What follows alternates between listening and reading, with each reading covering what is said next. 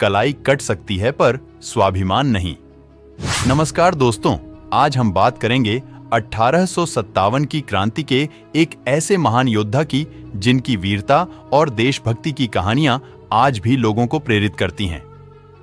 वीर कुंवर सिंह, जिन्हें बाबू कुंवर सिंह के नाम से भी जाना जाता है, बिहार के जगदीशपुर रियासत के वीर योद्धा थे।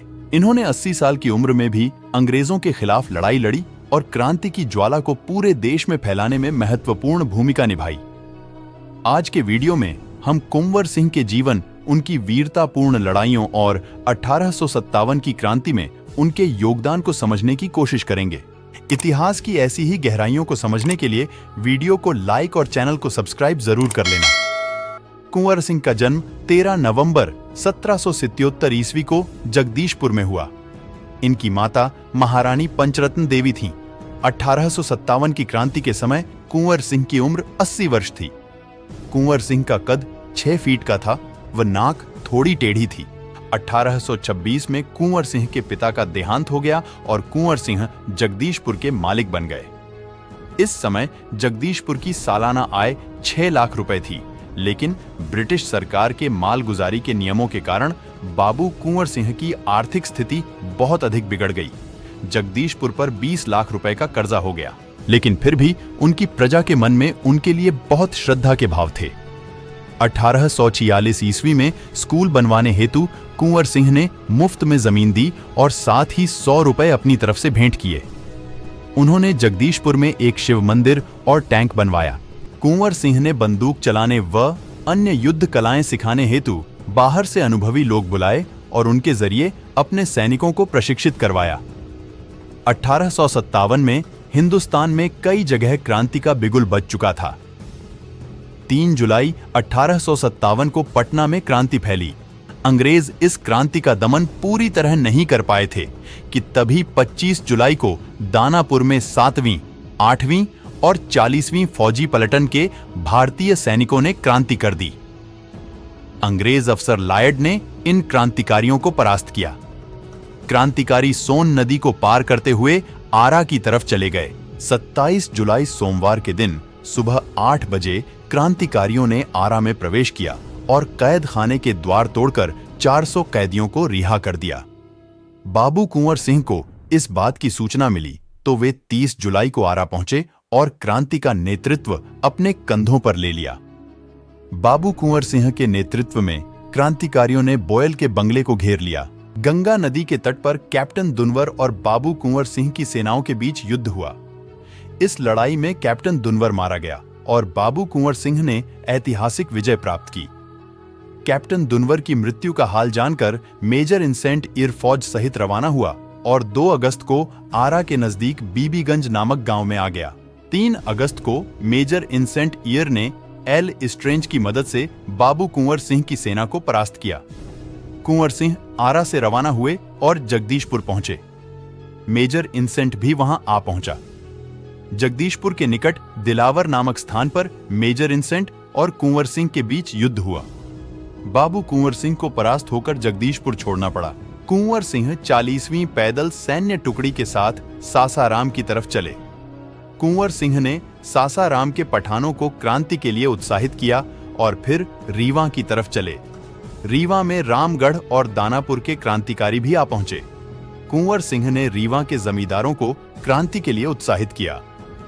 इरचंद राज और हशमत अली की मदद से बाबू कुंवर सिंह ने रीवा में क्रांति फैला दी। फिर कुंवर सिंह उत्तर प्रदेश के पूर्वी जिलों की तरफ आगे बढ़े। कुंवर सिंह बांदा पहुंचे तो वहां के नवाब और जनता ने उनका जोर शोर से स्वागत किया। अवध से भी कई सैनिक बांदा पहुंचे और कुंवर सिंह का नेतृत्व स्वीकार किया। कुंवर सिंह ने ग्वालियर के क्रांतिकारियों से भी संपर्क साध लिया।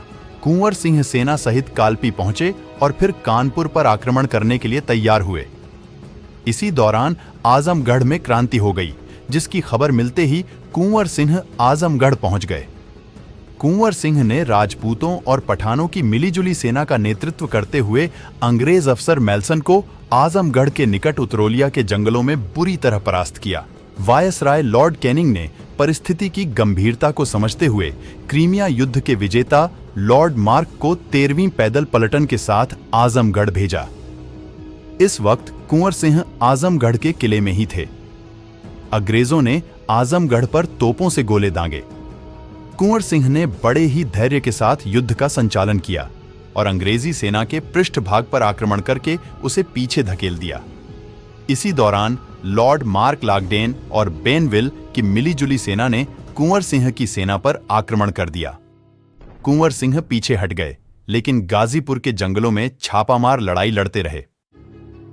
टॉस नदी के किनारे कुंवर सिंह और अंग्रेजों के बीच युद्ध हुआ, जिसमें अंग्रेज अफसर बेल्बिन और हैमिल्टन मारे गए। इसके बाद कुंवर सिंह ने जनरल डगलस की सेना को परास्त किया और फिर गाजीपुर होते हुए जगदीशपुर की तरफ चले। कुंवर सिंह को सूचना मिली कि जनरल डगलस और जनरल बैली उनका पीछा करते हुए गंगा के निकट आ गए हैं।